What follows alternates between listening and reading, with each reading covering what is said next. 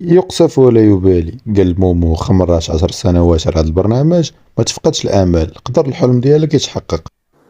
الحلم لم يتحقق. رشيد العلالي والله ما هضر عليك بح في ستوري البارح، ما هضرش لك انت لانه ما كنتفرجش فيك، ولكن حدك انت اعتبرتي انه بحال نويتي لانه كيهضر عليك نتايا واللي كتنورك عارف كيوقع ليه وملفز كيقفز، معناتها انه انت كتعتبر راسك من البرامج اللي هضرتهم البارح، وهذا المشكل ديالك انت.